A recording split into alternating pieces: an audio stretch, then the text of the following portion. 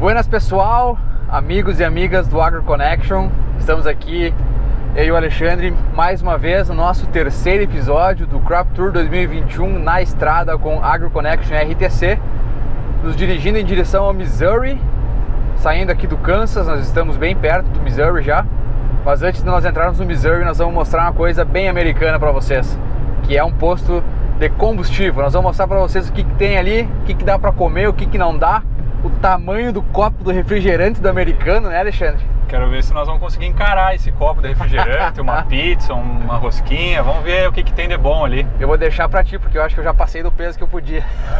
Ainda vai. Ainda vai, dá pra colocar. Então é isso aí, nós estamos apenas começando o nosso terceiro episódio do Crop Tour 2021. Fique ligado que vai estar muito bacana.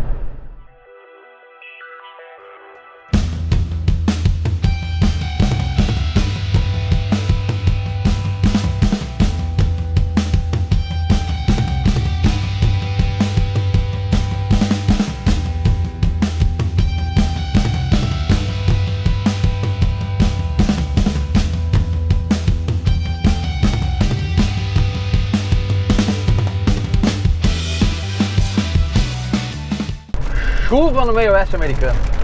Ó aí, gurizada, ó a chuvarada nós vamos pegar aqui na sequência.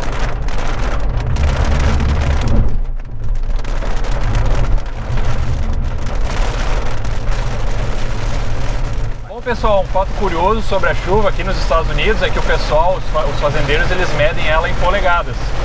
Então, 1 polegada, 2 polegadas é como é feita a medida de chuva. E se tu perguntar para um fazendeiro sobre 1 polegada de chuva, ele vai dizer aceito na hora, porque 1 polegada é 25 milímetros de chuva. E isso está muito relacionado à questão da armazenagem de água pelos solos. Então, por isso que 1 polegada de chuva é bastante chuva, né, Carlos? É, isso mesmo. Aqui 1 polegada de chuva, esses 25 milímetros são muito bem aproveitados. E aí uma outra coisa interessante, né, Alexandre? Como aqui chove muito menos do que no Brasil, que é um clima tropical ou subtropical, o produtor aqui ele sempre conta as casas depois da vírgula para chuva. Então ele sempre diz que recebeu 1.002 inches de chuva, porque para eles faz muita diferença. Então é muito comum aqui o produtor contar essas vírgulas. Estamos agora aqui saindo da rodovia de novo, Alexandre na boleia, piloto de Fórmula 1, chegando num posto de gasolina, precisamos abastecer, né? Abastecer o carro e a gente mesmo. É verdade. Buenas, pessoal, agora nós vamos abastecer o carro para seguir viagem e vamos mostrar para vocês como que é abastecer o carro aqui nos Estados Unidos.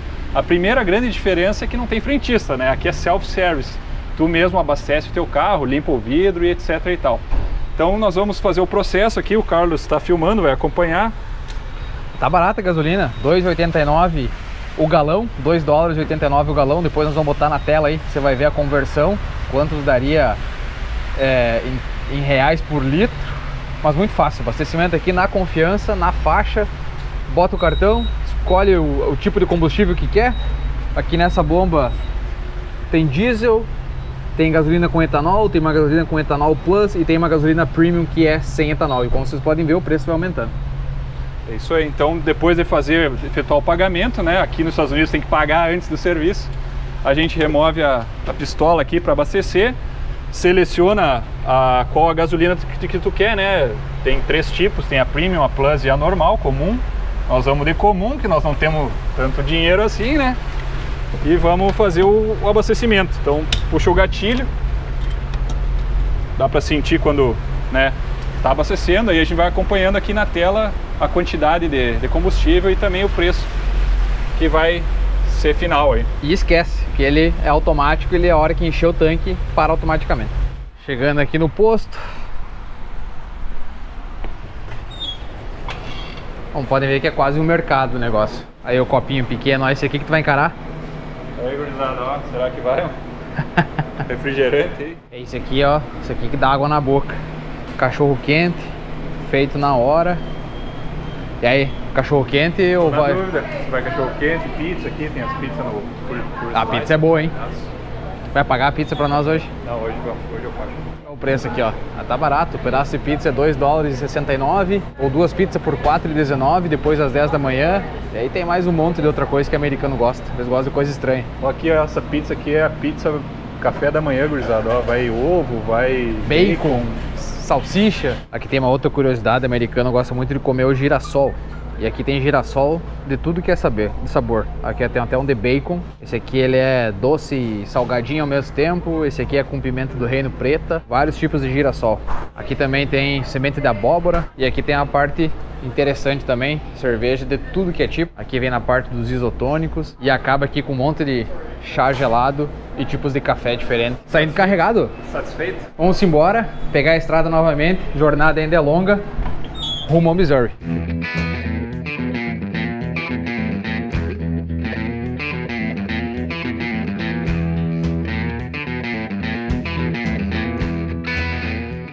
Bom, aqui na direita vocês conseguem ver uma área de soja do lado do Missouri River, onde é a divisa entre o estado do Kansas e do Missouri. Mas dá pra ver que é uma área que ficou bastante alagada e com certeza não vai demorar muito, nós vamos começar a ver a deficiência de oxigênio aqui nessas áreas que são muito do lado dos rios. Como vocês podem ver, Missouri River e aqui a placa de Welcome to Missouri. Aqui era a divisa dos estados, então acabamos de chegar no Missouri, saímos do Kansas e estamos em direção a Iowa e depois Nebraska. Esse é o roteiro do Crop Tour 2021. Olá, amigos e amigas do AgroConnection e da RTC. Estamos aqui na nossa primeira parada no estado do Missouri. Finalmente, né? Porque a chuva deu uma trégua. Tava difícil conseguir parar, mas agora deu. Agora vai. Agora nós vamos poder fazer um vídeo legal para vocês. Então aqui nós estamos numa lavoura de milho. Aqui ao fundo vocês podem ver um milho super sadio.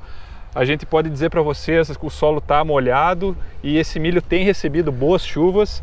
A gente não consegue ver nenhum tipo de estresse nessa lavoura, bem nutrida, sadia. É uma lavoura, Carlos, que a gente acessou aqui, está mais ou menos no seu estádio de V10, certo? V9, V10 por aí, né? Isso aí. E agora o Carlos vai nos mostrar o espaçamento, Carlos, é isso? Isso mesmo, antes de mostrar o espaçamento, e nós vamos falar bastante sobre isso, tanto para milho como para soja, aqui vocês conseguem ver, né, como o solo realmente está úmido, tem chovido muito nesses últimos dias, nessa região, a gente passou agora na estrada por alguns alagamentos, né, como você pode ver na imagem aí, muito perto de rios, né, nas baixadas, e também agora no nosso trajeto tem promessa talvez de estrada interditada, né, vamos ver como isso vai, tomara que dê para nós cruzar. Esperamos que vá tudo bem, né? Que vá tudo bem, exatamente. Então, Carlos, se tu puder mostrar aqui para o pessoal. Bom, Alexandre, para nós ver o espaçamento do milho aqui, o que é muito padrão, né, em quase todo o meio oeste americano, é um espaçamento de 75 centímetros, que seria basicamente 75 polegadas americanas, né?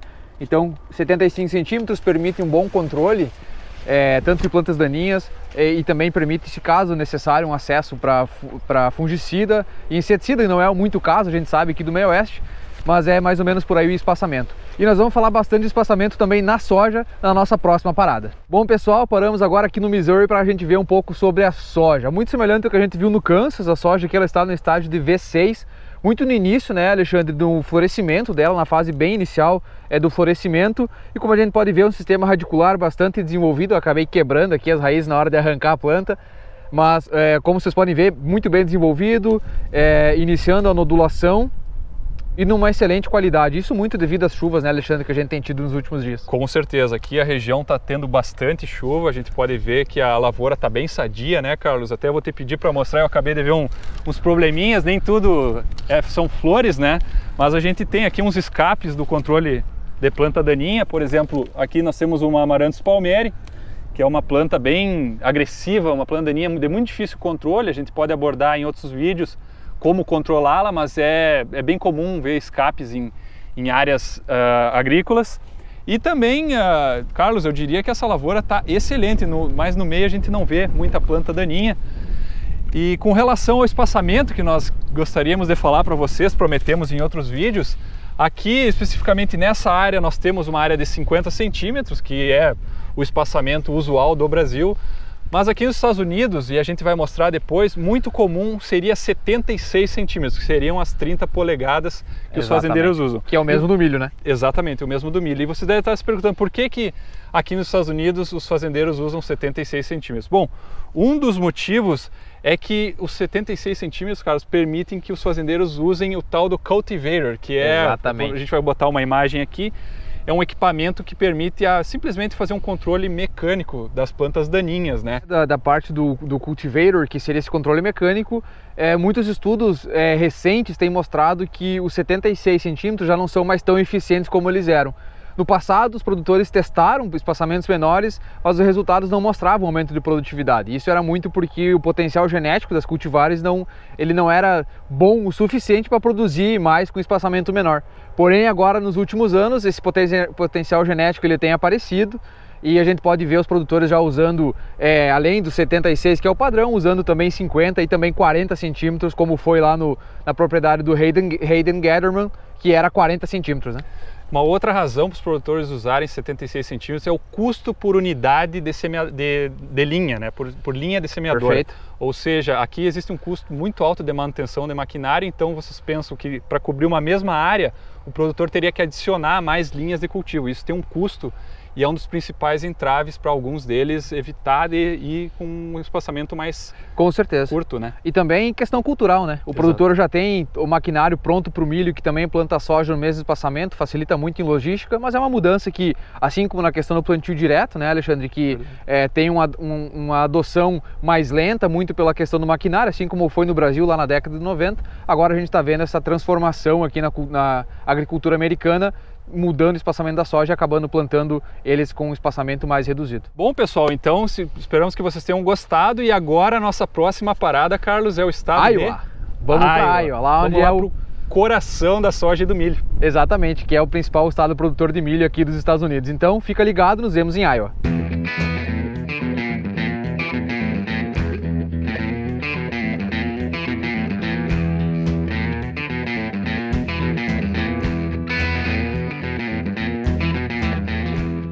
Uma paradinha de emergência aqui para mostrar para vocês o que a gente enxerga aqui de áreas alagadas na região do Missouri, aqui mais perto do rio.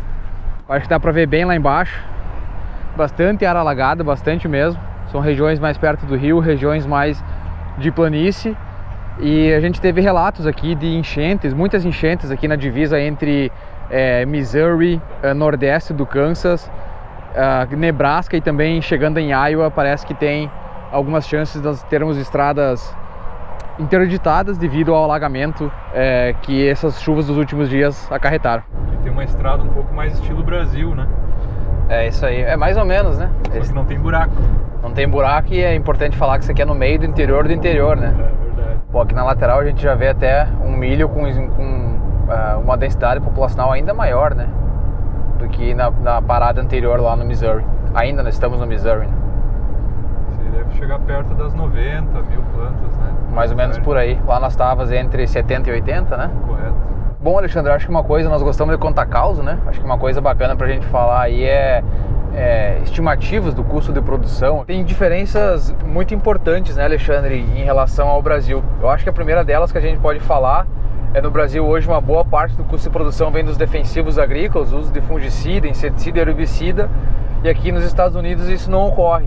O maior custo hoje aqui ele é considerado em relação à terra, né? Que gira aí em torno de 30% para milho, talvez 40% para soja, porque a soja deixa muito menos para a terra, né? Então isso coloca embutido no custo. Nessa parte dos defensivos isso acontece porque um clima aqui ele não é tão úmido igual ao Brasil e também tem a neve no final do ano que acaba esterilizando e exterminando muita coisa que possa vir em termos de doenças e pragas, né? Correto, aqui o principal custo defensivo aqui é o controle de plantas daninhas, né? E aí a gente já abordou a questão do espaçamento maior aqui, né? De Exato. 75 centímetros, o que facilita as plantas daninhas, é um prato cheio para elas verem. E um custo a mais para o produtor aqui, né? Com pré e pós-emergentes para controle. Eu acho que hoje se nós pudéssemos falar, talvez o principal desafio da agricultura americana para aqueles produtores que têm plantio direto é justamente as plantas daninhas, né? Perfeito.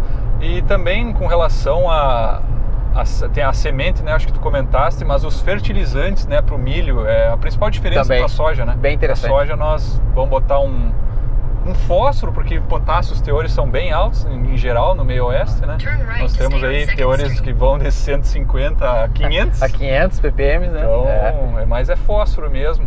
E um outro custo que eu acho que é muito parecido talvez hoje com a realidade brasileira é o custo de semente, né? Que aqui nos Estados Unidos gira em torno de de 15% a 25%, né? Se nós poder colocar uma estimativa um pouco mais larga aí para ficar dentro de um valor que faça sentido, né? Certo. No Brasil a gente sabe que o inoculante é bem barato, mas aqui o pessoal não usa, por incrível que pareça, né? Mesmo sendo barato, o pessoal não usa pelo simples fato, né? Como o Carlos falou, tem o inverno, então as bactérias elas sobrevivem mais tempo no solo, não tem tanta, né, mineralização durante as temperaturas quentes, né? Exato. Então aqui o pessoal acaba não utilizando. O sistema praticamente ele fica estagnado. Como o frio vem, tudo fica mais lento, né? Os micro-organismos ficam mais lentos, a ciclagem de nutrientes fica mais lenta, a decomposição de materiais orgânicos fica mais lenta, então tudo isso favorece, né, para esse baixo custo que esse produtor americano tem em algumas coisas quando comparado ao Brasil. Perfeito. E propriedades muito menores aqui em comparação com o Brasil, né? Um produtor que aqui planta 500, 700 hectares, ele já é considerado grande, né? Então, o custo de área, né? Tem muita gente que ainda faz o aluguel, né? A renda área, mas muita propriedade familiar, fazendo com que diminua o custo de mão de obra, já que os filhos e a esposa ou o próprio esposo trabalhem na propriedade, e não se vê muito funcionar em fazenda, né? Perfeito, e já que nós se enfiamos aqui no fundo das grotas, na divisa do Missouri e Iowa, tá eu aqui apontando com os dedos para Alexandre para que lado é para ir, e tá a nossa guia aqui do mapa. Eu acho que nós se perdemos, a verdade é essa. A nossa guia do mapa aqui também, cantando de galo conosco aqui, né? Verdade, o negócio é acreditar nela. Ela que nos guia aí. Mas voltando ao assunto, e isso que o Alexandre falou em relação às propriedades é bem interessante. Lá no nosso segundo episódio com o Hayden, vocês escutaram que ele falou que ele é engenheiro agrônomo formado, né? Isso é bem interessante, ocorre muito aqui no Kansas. Normalmente as propriedades aqui elas são muito familiares, e os filhos daquela geração atual que está controlando a propriedade, eles tendem sim a ir fazer agronomia e voltar para a propriedade, porque podem ter muito dinheiro no bolso, né? Isso acontece bastante. Como o Hayden falou, além dele que se formou em agronomia em 2016 ou 2017, tem mais 2 da família que são de gerações mais novas que ele, que também vão fazer agronomia e vão retornar para casa, né? Continuar a história da família. A gente vê muitos exemplos como o do Hayden, né? Pessoas que vão estudar, mas acabam voltando para a propriedade, né? E a gente sabe que existe uma preocupação, né, da questão como vai ficar no futuro, né? Exatamente. Se os jovens vão voltar para as fazendas com o advento da tecnologia, daqui a pouco com a internet, né? Tu te permite viver remotamente, né? Nesses tempos de pandemia a gente viu o quão legal, né? O quão bom é tu ter o teu canto e estrutura para te ficar sozinho, né? Aqui agora vamos aproveitar no meio da estrada que nós estamos perdidos aqui. Dá pra ver, bom, primeiro que a estrada aqui já não é tão boa, né? Como a gente falou que quase toda a estrada era boa. É verdade. E tem alguns terraços aqui na esquerda, espero que vocês possam ver, a gente não vai parar aqui pra não tomar uns tiros. Nunca se sabe, né? Aqui não dá pra arriscar muito. Mas tem uns terraços bem interessantes, e essas aqui são áreas que elas têm drenagem. E a gente sabe que a drenagem aqui nos Estados Unidos, ela não liberada, mas ela é aceitável hoje ainda se fazer em muitas regiões, principalmente em Illinois, né, Iowa também, que são áreas que eram alagadas antigamente, foram drenadas, e hoje são talvez os solos mais, talvez sejam os melhores solos para a agricultura no mundo, né, que são os famosos molissols dos I-States, Indiana, Iowa e Illinois. É isso aí, solos né, a cor da terra bem preta, né? Perfeito. Muito férteis. Aí, né, Alexandre, você vê lavoura, lavoura, lavoura, e de repente aparece uns gerador de energia eólica, né? É verdade, aqui essa região tem muito mesmo, muita energia eólica. E é bem interessante porque aqui nós não estamos tanto no oeste, né, que são lugares que normalmente se tem muita geração de energia eólica, muito pela questão de aproveitamento das áreas, né? Mas o interessante é que os produtores aqui nos Estados Unidos, eles tentam sempre maximizar e tirar o máximo que eles podem de valor das áreas deles. E a geração de energia através de usinas eólicas é uma delas. Além disso, a gente vê bastante produtores também de milho e soja que tem máquinas para encontrar petróleo, né? É verdade, o petróleo, por exemplo, na Dakota do Norte se encontra muitas as estações de coleta de petróleo no Texas, né? Aqui a gente vê menos, no Kansas alguma coisinha, né?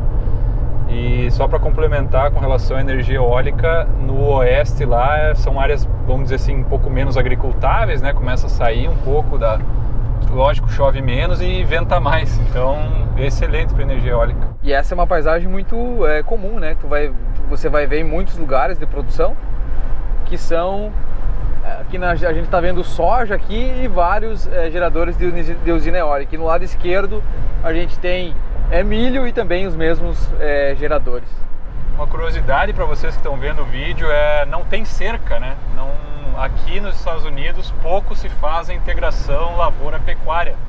A maior parte da pecuária, a produção de carne é em confinamento. Exatamente, essa é uma característica bem interessante. Alguns trabalhos hoje já mais nas Dakotas, né, de bastante integração lavoura-pecuária, mas é muito restrito a essas localizações. A maior produção de gado hoje se encontra nos estados de Oklahoma, Texas, Kansas e Nebraska, e sem dúvida nenhuma o confinamento é o que predomina nessas áreas. Agora a gente acaba de adentrar Iowa.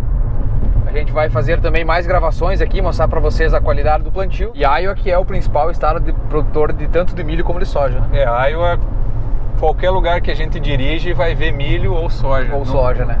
É um estado extremamente agrícola, né? Muito agrícola. Muitas multinacionais hoje estão localizadas em Iowa, né, com centros de pesquisa, porque é o principal estado produtor. E a própria feira, né, aquela famosa feira da Farm Progress, um ano sim, um ano não, em Iowa, né? Se divide entre Iowa e Illinois. Exato. Buenas amigos do AgroConnection, estamos agora aqui no Peru, como você pode ver. Não é Peru, né? Tem os patamares, mas não é Peru. Nós estamos em Iowa. E com os dois tesouros de Iowa, milho e soja.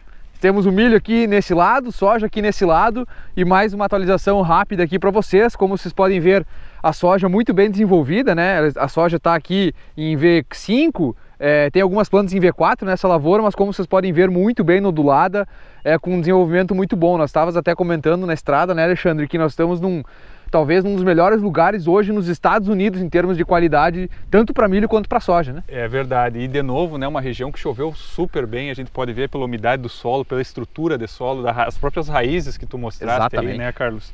E aqui a gente vê também como a soja está se desenvolvendo nessa região, algum sintoma de alcina sintética aqui na folha, pode ser que o fazendeiro já utilize, né, as novas tecnologias que estão disponíveis no mercado aqui nos Estados Unidos. E uma planta de milho no estádio de V12 aproximadamente, vocês viram no vídeo anterior em Missouri que nós estávamos entre V9 e V10, exatamente. Ou seja, aqui está mais adiantado, ou seja, foi plantado mais cedo, o que é uma coisa natural, já que indo para o leste dos Estados Unidos se planta mais cedo, né, Carlos, exatamente, em relação ao oeste dos Estados Unidos.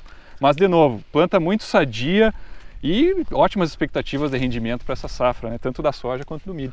Tem sido um tour com a parceria da RTC muito bom, né, Alexandre? A gente tem visto muitas coisas, tem visto energia eólica, a gente tem conversado com produtores, a gente tem visto milho, tem visto soja, tem visto estrada boa, tem visto estrada ruim.